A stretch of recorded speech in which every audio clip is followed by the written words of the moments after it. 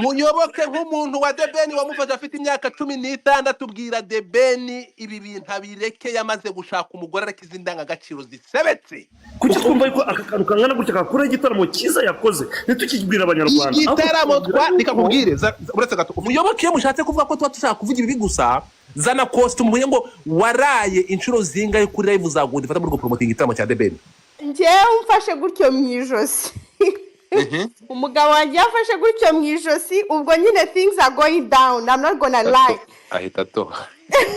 oya godfather bivuga ibyo but that's the truth. Kugufata gutyo mu ijosi muyoboke uretse arangize no muyoboke ikintu ushaka kumubwira impamvu ubone nyine abantu byabatangaje cyane nuko ukuye kuba the Ben ari married sibyo abyaye ejo bundi like twese byadutangaje cyane. Ibi ntago ari ibintu ukora kuri just in the streets when you have a wife at home breastfeeding. Noneho yasubizanya gute yababonye uwo mwanya gute ko bari mu biti ko bari muri ibi ngibi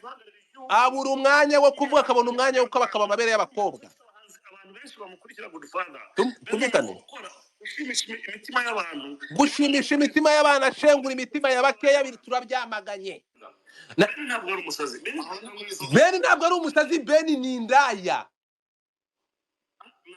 n'ibintu twumvikane muyobo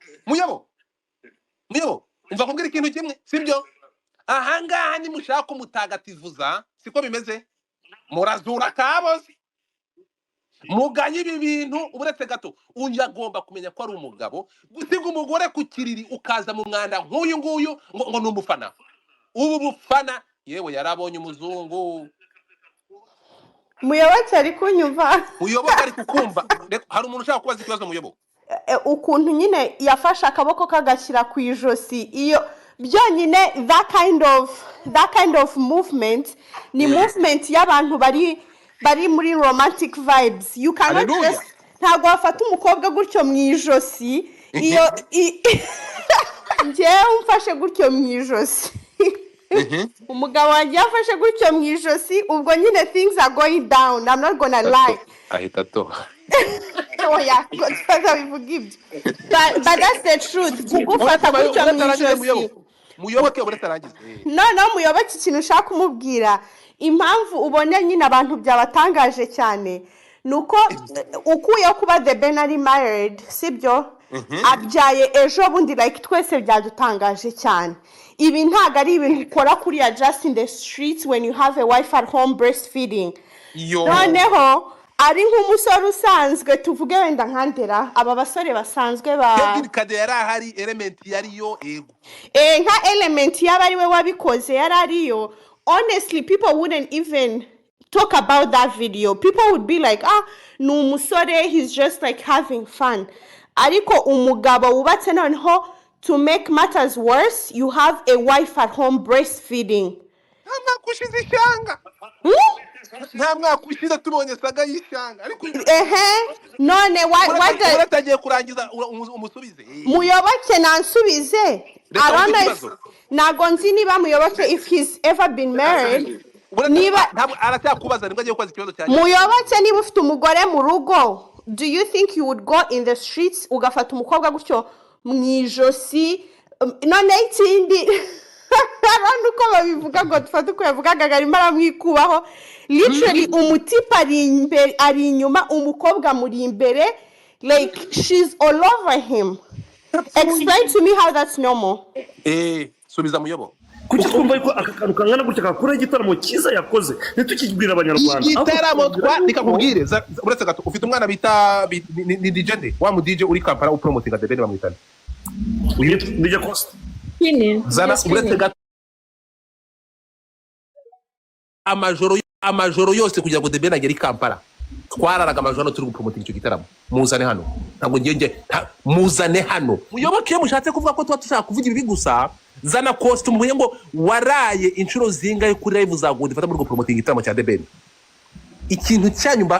cye kimbabaza mushaka kugira ngo tuvuge ibintu nkuko mwe mubishaka ntabwo ariko bimeze. No nakubwiye igitaramo kirangiye tubibwira abanyarwanda debeni ku gitsina ari wiki igitsina gore kiramunesha nagabanya oya The Ben ni indaya ntabwo ndi bwemeranye nawe my brother The Ben ni indaya ntashobotse oya ntabwo ariko bimeze iyi ntabwo ari imyitwarire y'umugabo uretse gato kubahe The Ben mu myaka 10 amaze mu muziki mu myaka umaranye nawe urabizi ko The Ben kubera iki buri munsi uretse gato kankubaze kankubaze kubera ko tutabonye video y'igitaramo kirangiye muri Kampala agiye murago gusura abarwayi buri munsi ko hagiye tubona igitaramo kirangira ari mu mabuno y'abakobwa cyangwa hari gusoka video nk'izi z'abakobwa ko nta zindi video ziri gusoka ko tutabonye ari kujya muri na Kasero hospital ko tutabonye ari gukora ikindi kintu nk'ibisanzwe tukamubona buri munsi kubera iki ngaho yagiye Musanze tumubonye mu mabuno y'umukobwa ahanga abantu myutinga nakubwiye niyo ushaka umuntu ntabwo buraho umubonera gute se ko ibyo twabivuze ko mudashaka ko tuvite ku bibi noneho murebe ukuntu abantu uretse gato amarayivu twakoze turi gupromotinga kino gitaramo twakundaga The Ben tuvuze kuri ndakubaza nakubwiye fata DJ ibyo bintu byo gutega amatwi my friend as a blogger we have all sagas ntabwo tuvuga ibintu bisikiriza niba tugomba kubivuga urumva ushaka kwigira saga ariko dizino saga saga iri ni ishano ryacitse umurizo ntabwo ari saga reka abantu bakunda bene kongera abahereza indi muziki Ben ariyubaha step by step aho ngaho ukoze ikosa rikomeye mu bantu uretse ari ikosa ndababwiza ukuri nari nababwiye nimba kuri live ndabereka izi video zose mbereka ndakubwiye muyoboke The Ben agomba gukora live agakora statement cyangwa kuri ibindi birakora statement z'abanyarwanda imbabazi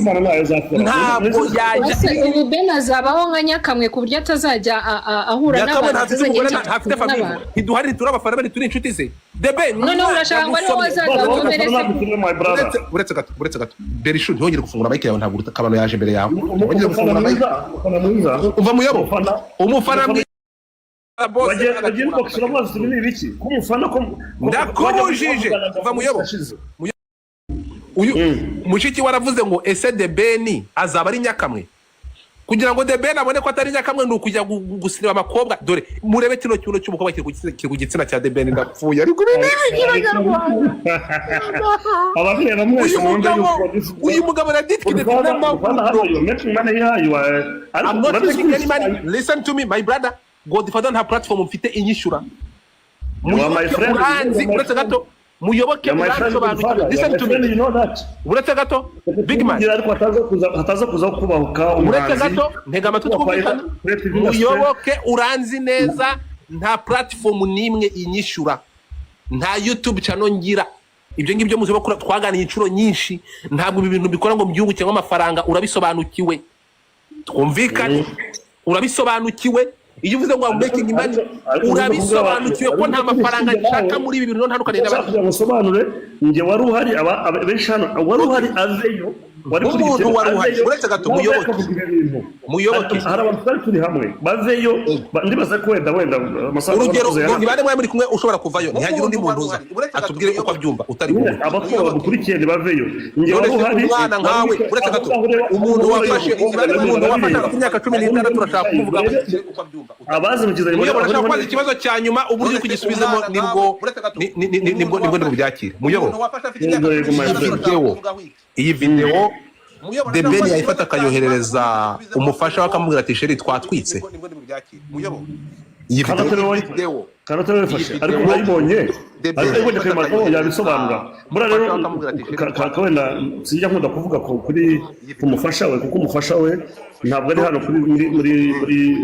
Godfather waba wibagiwe aho fata ku mavuta bamubitse ntabwo ngiye ndi umuntu uterwa ubwoba urumva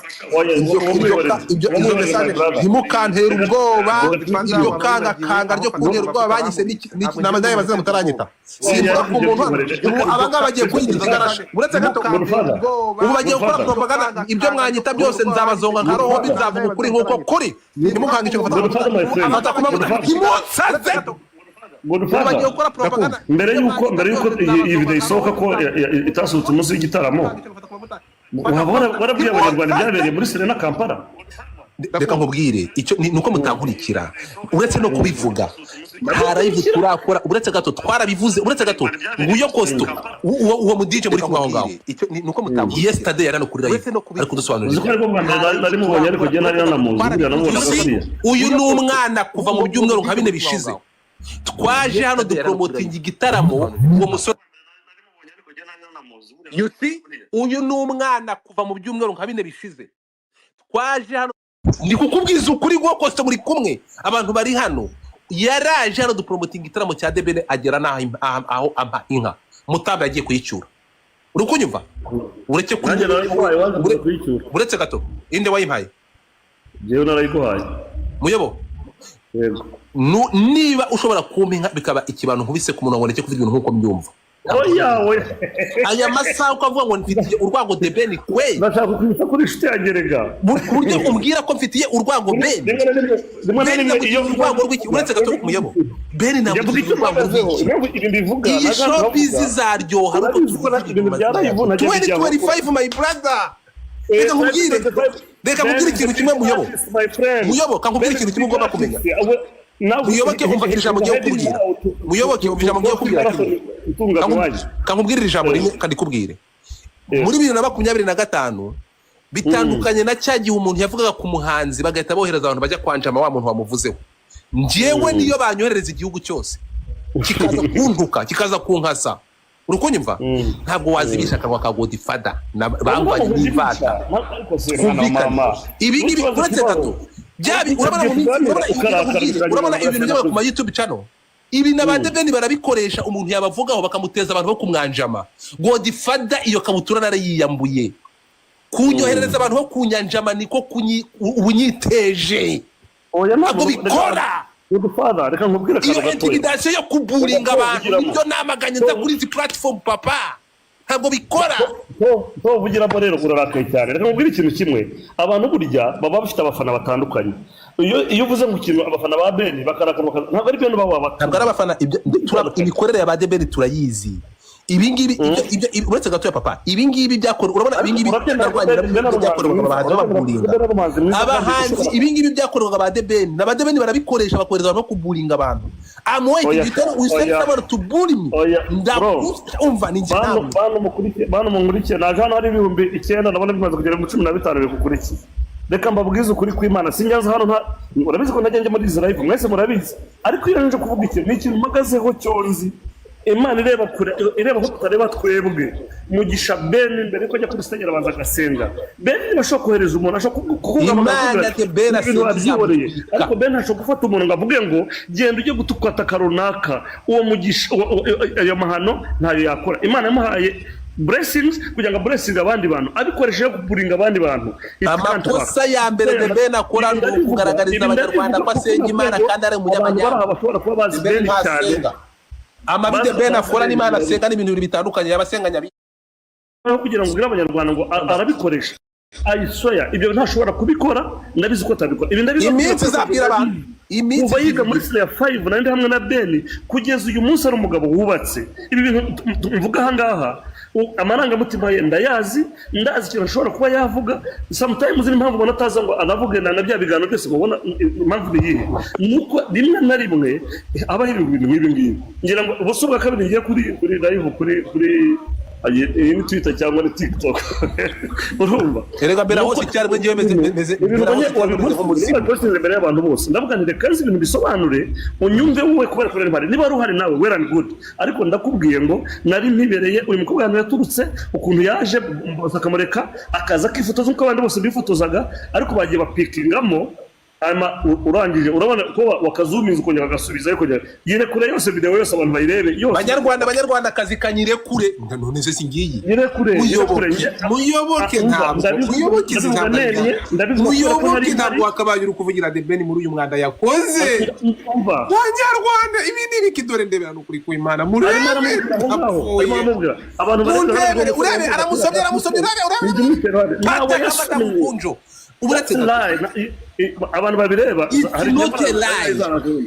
reka twumva uretse gato umva umuntu wayifashe uretse gato ndashaka wumva amagambo y'umuntu wayifashe uretse wumve mu myuka y'umunsi mutinga gato umva amagambo wayifashe ndamuzi bro. desire mutinga ntabwo ushaka kumutinga muyobo ihangane gato umutinze wumve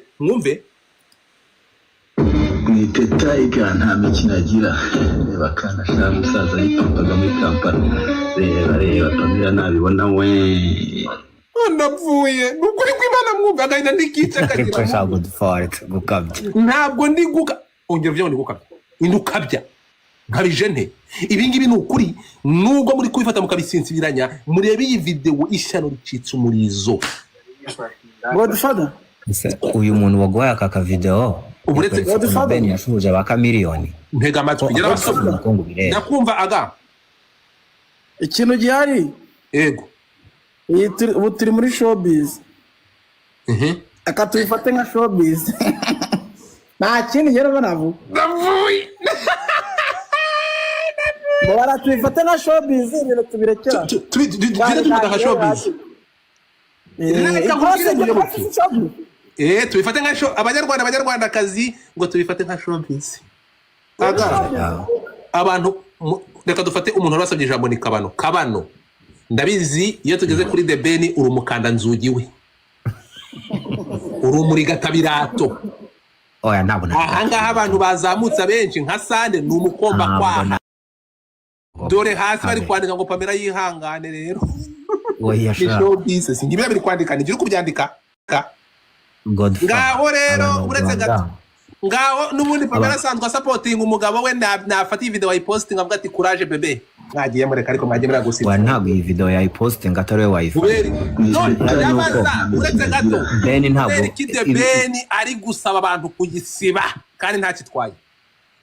amaze kwandikira John nguyu amubwira ati ndakora iki kujya musibe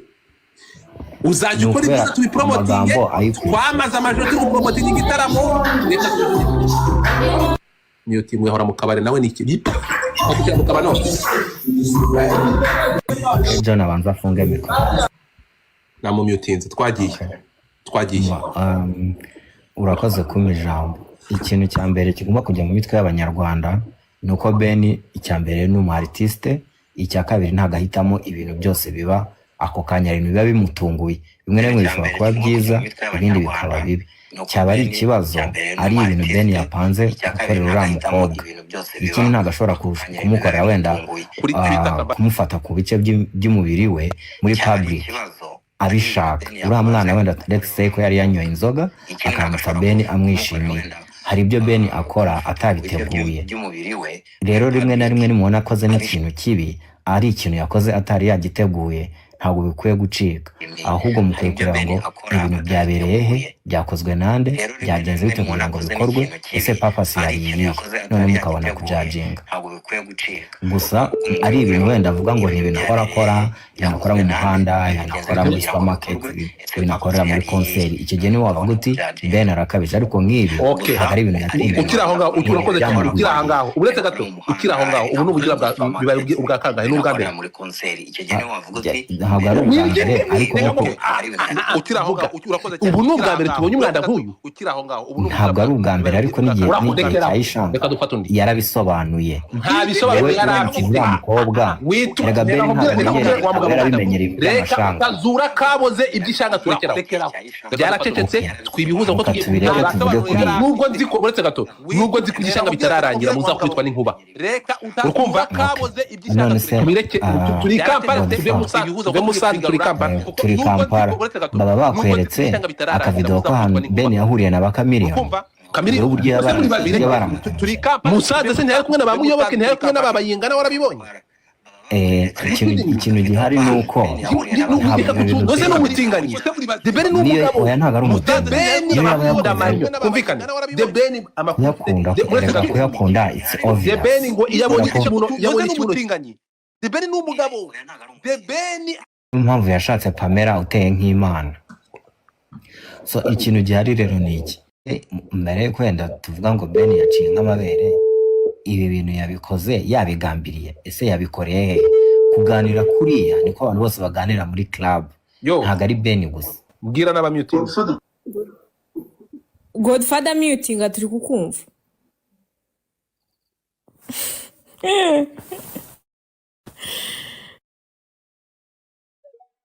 Yeah. Ibintu birakomeye hano i Nyarugenge wallahi. Urashaka Zamuve mu nzira. Beni rwose hano yaba ahohotewe pe. Anyway, nje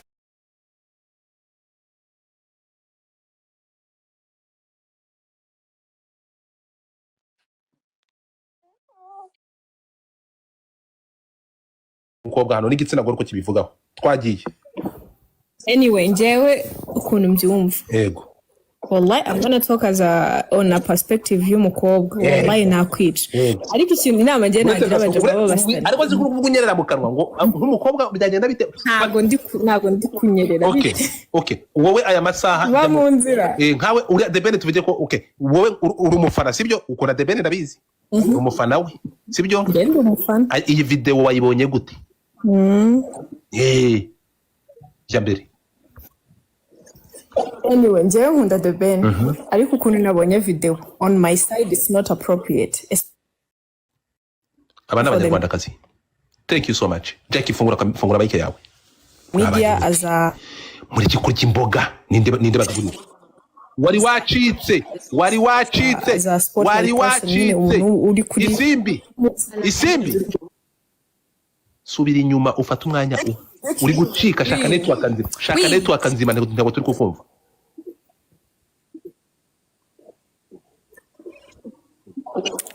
N'abantu bari kundoga kugira ngo navuga.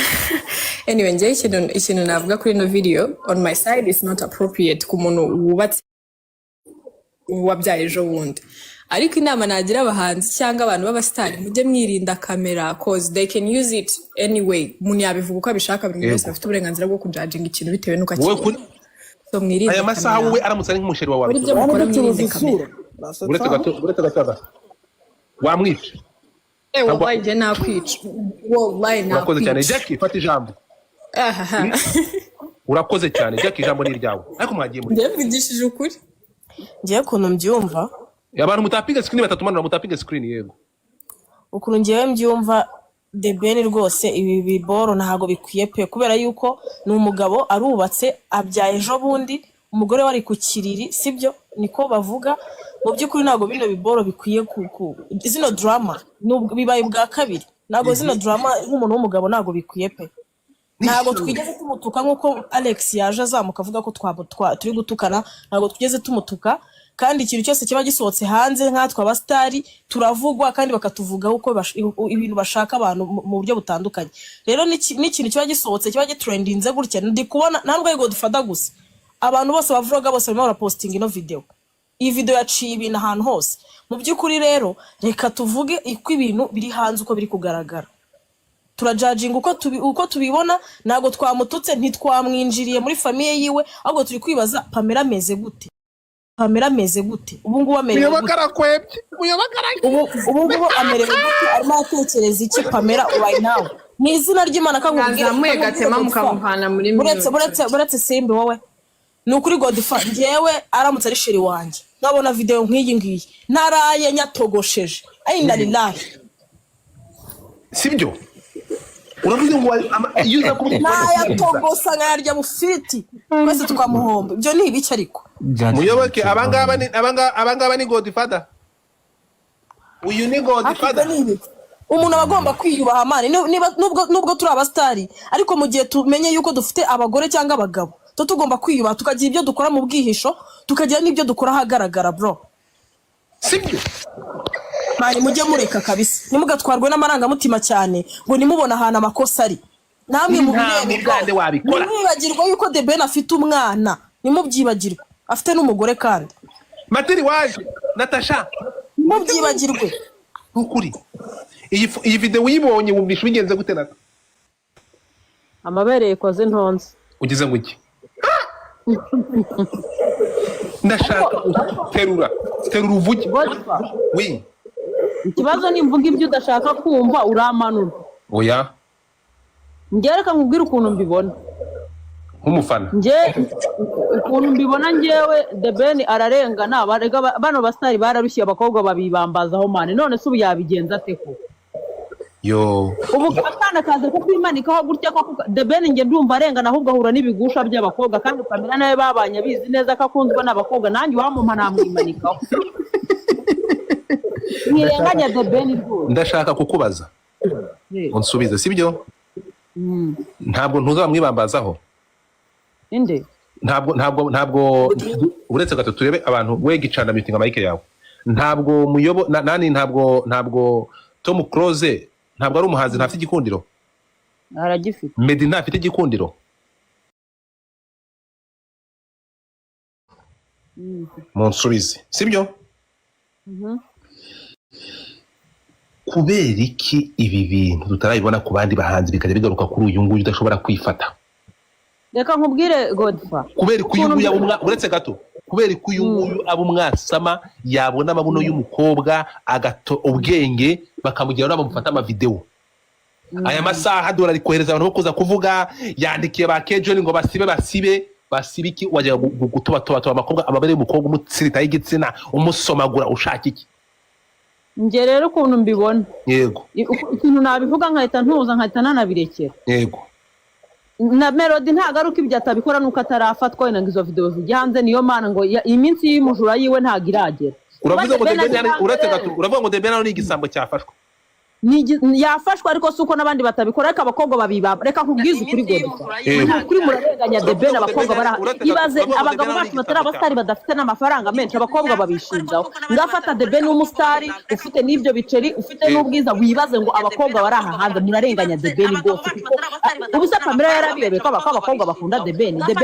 ni murenganya ikigeragezo nk'iki cy'umukobwa cyaza kukizambaza kikutubukaho matirisi murarenganya The Ben rwose uretse gato uyu mukobwa yamusiritseho ikimera yamukubyeho matirisi undi nawe yakumuriro nose The Ben si umugabo kimusiritaho uretse gato ya The Ben nta kintu Pamela nawe yihangane Pamela yabanye na The Ben atayobeye ko tumukunda uravuze ngo uretse gato extra zamo uravuze ngo The Ben hano ntabwo yabona imbaraga ziyaka uyu mukobwa ariko fatira ishyano ry'umukobwa uzi kuri reba gutya nawe uri umukobwa ukimagina ryageze arahe ukuntu ryaba ryikaraganiza akazi urarenganya The Ben urarenganya The Ben iki kigeragezo wakigushyira imbere wowe wagihereza kamufashe mu wowe kapite n'intoki zoroshye karahumura The Ben urumva ari igiti atari umugabo ararengana nta makosa arimo Ben yaguriwe n'ishyamba ose murajyanga bitirenga nta makosa